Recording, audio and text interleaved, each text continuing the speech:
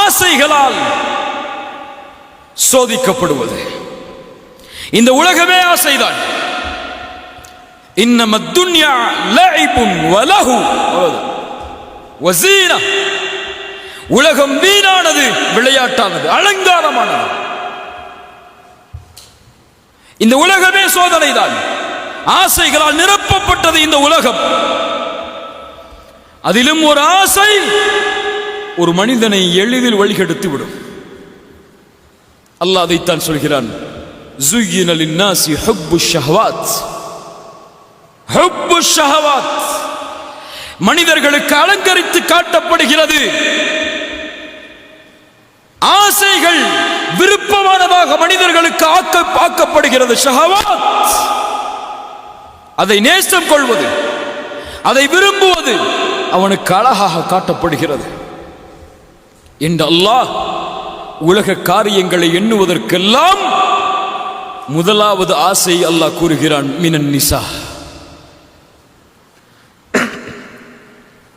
மினன் நிசா. நிசா என்றால் யார்? யார்? யார்? பெண்ணுடைய ஆசை. நம் குர்துபி ரஹிமஹுல்லாஹ் இந்த வசனத்திற்கு விளக்கம் சொல்லும் பொழுது சொன்னார்கள், ஏன் அல்லாஹ் உலக ஆசையில் பெண்ணை முதலாவதாக ஆக்குகிறான் என்றால், எது இருந்தாலும் எது இல்லை என்றாலும் ஒரு மனிதன் உலக வாழ்வில் திருப்தி அடைய மாட்டான் இந்த உறவை தன்னோடு இணைக்காதவரை. இல்லையா? அல்லாஹ்வுடைய தூதர் அதனால் தான் சொன்னார்கள், எனக்கு பிறகு உங்களை வழிகெடுப்பதற்காக எதையும் நான் விட்டு செல்லவில்லை பெண்களை தவிர. பனி இஸ்ரவேலர்கள் அழித்ததெல்லாம் பெண்களால் தான். இல்ல மாஷா அல்லாஹ், சாலிஹான முஃமினான ஈமான் கொண்ட பெண்களை தவிர. எக்ஸெப்ஷனை போட்டுப்போம், இல்ல கோச்சுப்பாங்க. மினன் நிசா, பெண்கள் ஆண்களுக்கு ஒரு சோதனை. அல்லாஹ் நபி யூசுஃபை சோதித்தான் இதை கொண்டு. நபி யூசுஃபை சோதித்தவன் என்னையும் உங்களையும் சோதிக்க மாட்டானா? யார் பாரபட்சம் இதில்? எல்லோரையும் அல்லாஹ் சோதிப்பான் இந்த சோதனையை கொண்டு. நபி யூசுஃபை எப்படி அல்லாஹ் சோதிக்கிறான் பாருங்கள். தன்னை அரவணைத்தவர், தன்னை வளர்த்தவர், வார்த்தெடுத்தவர், அடைக்கலம் கொடுத்தவர், தன்னை தாய் என்று மகன் என்று அறிமுகப்படுத்தியவர் தன்னுடைய மனைவியிடத்திலே. அந்த பெண் நபி யூசுஃபின் அழகால் ஈர்க்கப்பட்டு ஒரு முறை வேறு வழி தெரியாமல் எல்லா கதவுகளையும் அடைக்கிறாள். அடைத்து நபி யூசுஃபை பார்த்து சொன்னார், ஹை தலக், என்னோடு வா, என்னோடு வா. எப்போதும் அந்த அழைப்பை அழைக்கக்கூடிய அழைப்பு தான். நபி யூசுப் ஹிக்மத் கொடுக்கப்பட்டவர், உணர்ந்தார் இந்த பெண் இப்போது அழைக்கக்கூடிய அழைப்பு வேறு. எஜமானி, உன்னை அழைத்தால் வந்திருக்க வேண்டும், ஆனால் நீ இப்போது அழைக்கக்கூடிய அழைப்பு வேறு. நீ எஜமானிதான், உலக காரியங்களில் எதற்கு அழைத்தாலும் உனக்கு கட்டுப்படுவேன். ஆனால் இப்போது என் எஜமானன் வேறு, அவன் இட்ட கட்டளை வேறு, நீ அழைக்கக்கூடிய அழைப்பு வேறு.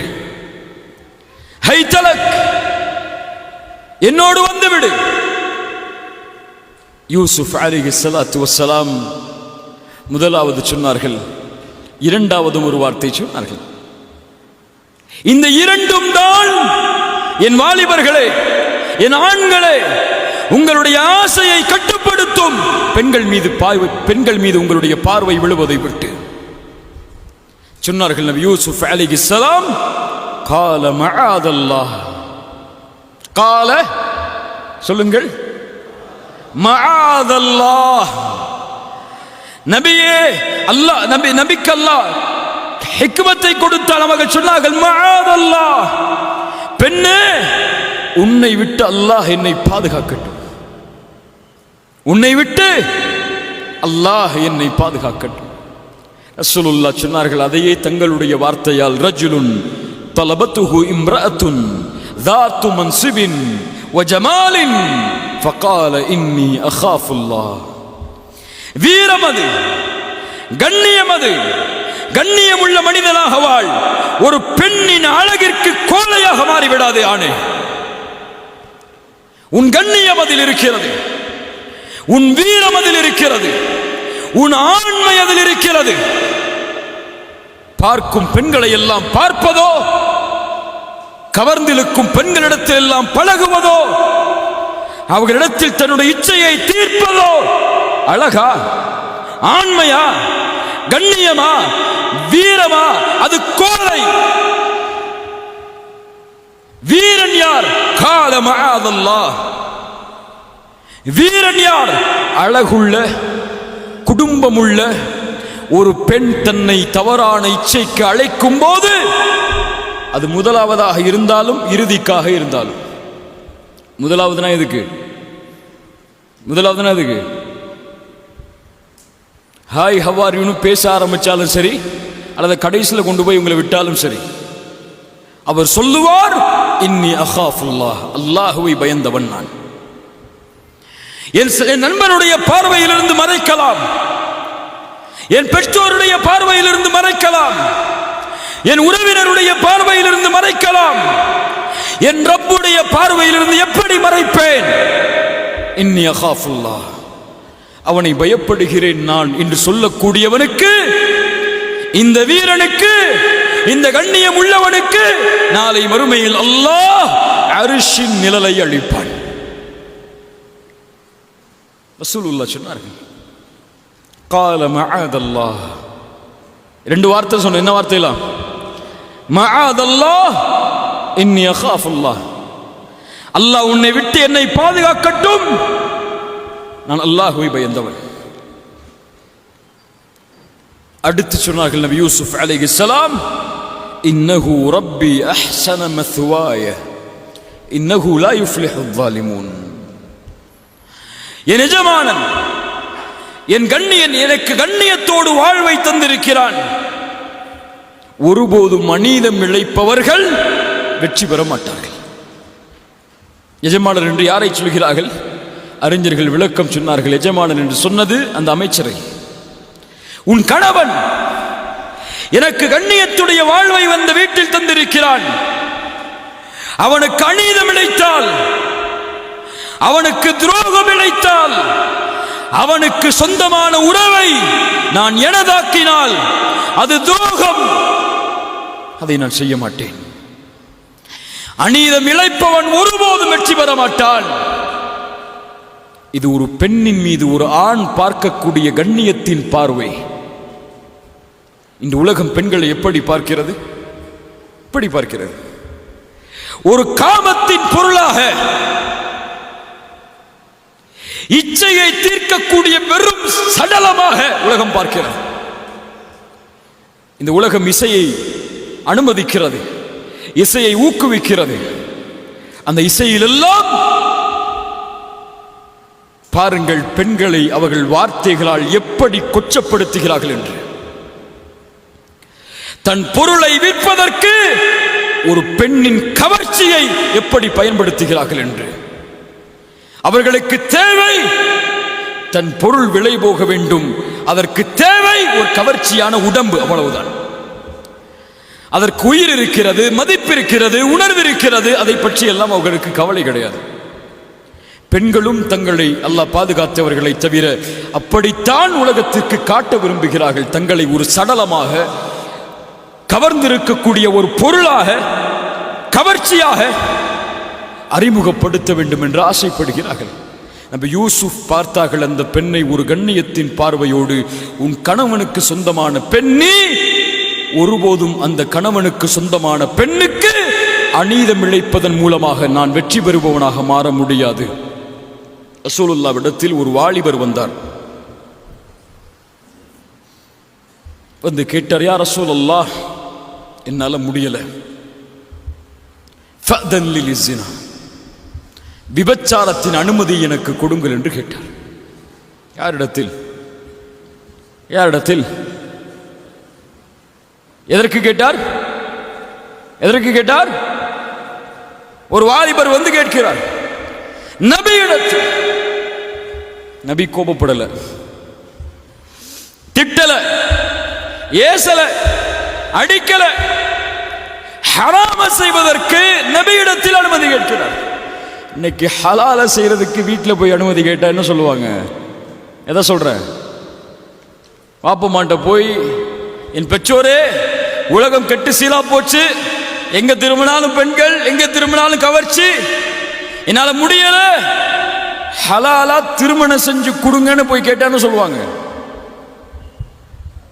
என்ன சொல்லுவாங்க? எக்ஸ்பீரியன்ஸ் இருக்கா இல்லையா? அங்கே இருக்கக்கூடிய வாலிபர்களுக்கு கை ஒருத்துக்கும் பாப்பா, எக்ஸ்பீரியன்ஸ் இருக்கா உங்களுக்குலாம்? என்ன சொல்லுவாங்க? இப்பவே என்ன அவசரம், இந்த வயசுல என்ன கல்யாணம், இப்பவே உனக்கு இதெல்லாம் கேட்குதா? கேட்பாங்களா இல்லையா? அல்லாஹ் பாதுகாக்க வேண்டும் இந்த வார்த்தைகளே எல்லாம். அல்லாஹ் பாதுகாக்க வேண்டும். ஹலாலை செய்வது இன்று சிரமம், ஹராமை செய்வது எளிது. அப்படியே இல்லையா? தன் பிள்ளைக்கு பேஸ்புக்ல இன்னொரு பையனோட கனெக்ஷன் இருக்கு, பரவாயில்ல, காலம். தன் பிள்ளை இன்னொரு ஆளோட பைக்ல போறா, பரவாயில்ல, காலம். தன் பிள்ளை ஹிஜாப் போடாம ஆண்களோட பழகிட்டு இருக்கா, பரவாயில்ல, உலகம் அப்படித்தான். ஹலாலா திருமணம் செய்யணும் வந்து கேட்டா, எந்த உலகத்தில் எந்த சமூகத்தில் ஹலால் சிரமமாகுமோ அந்த சமூகத்தில் ஹராம் லேசாகும். ஹராம் லேசாகும். இன்னைக்கு பாய் ஃப்ரெண்ட் கேர்ள் ஃப்ரெண்ட் வைக்கிறதெல்லாம் சிரமமான காரியமத்தா? வாலிபர்கள்ட்ட கேட்டு பாருங்க. ஒரு ஆடஸ் ஃப்ரெண்ட் ரிக்வெஸ்ட் கொடுத்தா போதும், அவரு முடிவு வரைக்கும் போயிடுவாரு. அவ்வளவு எளிதான காலம். லிவிங் டுகெதர் நடக்குதா இல்லையா? ஒரு ஆணும் ஒரு பெண்ணும் திருமணம் செய்யாமல் வாழக்கூடிய வாழ்க்கை நம்ம நாட்டில் நடக்குதா இல்லையா? திருச்சியில இருக்கான்னு எனக்கு தெரியல. சென்னையில கல்லூரிகள்ல இதெல்லாம் சாதாரணம். இருக்கீங்களா இல்லையா? சென்னையில படிக்கிற யாரா இருக்கீங்களா? சாதாரணம். ஒரு ஆணும் ஒரு பெண்ணும் திருமண உறவில்லாமல் சேர்வது சாதாரணம். என்ன செய்யறது? கல்யாணம் முடிக்க முடியல. ஒரு பெண்ணு மேல ஆசை இருக்கு, திருமணம் செய்யணும்னு ஆசைப்படுறோம். வீட்டில் அனுமதி இல்லை, கையில காசு இல்லை, வசதி இல்லை, செல்வம் இல்லை. ஆனா அந்த பெண்ணோட பேசணும் பழகணும், அதுக்காக ஹராமை செய்வியா? உலகத்திற்கு பயந்து ஹராமை செய்வாயா? ஒரு பெண் மீது விருப்பம் கொண்டால் அனுமதி உண்டு. ஒரு பெண்ணை திருமணம் செய்ய வேண்டும் என்று ஆசைப்பட்டால் அனுமதி உண்டு. அந்த பெற்றோர்களிடத்தில் சென்று அனுமதியை பெற்று ஹலாலான முறையில் திருமணம் செய்ய முடியும் என்றால் திருமணம் செய், எந்த வயதில் இருந்தாலும். ஆனால் ஹலாலை செய்வது சிரமமாக இருக்கிறது என்பதால் ஹராமில் துளைத்து மரணத்தின் போது ஹராமில் மூத்தாகி விடாதே. மூத்தா போனா 2 நாளைக்கு பிறகு உன்னை பத்தி பேச மாட்டாங்க. ஆனா உன் பாவம் உன்னோட தான் இருக்கும். எது உனக்கு முக்கியம்?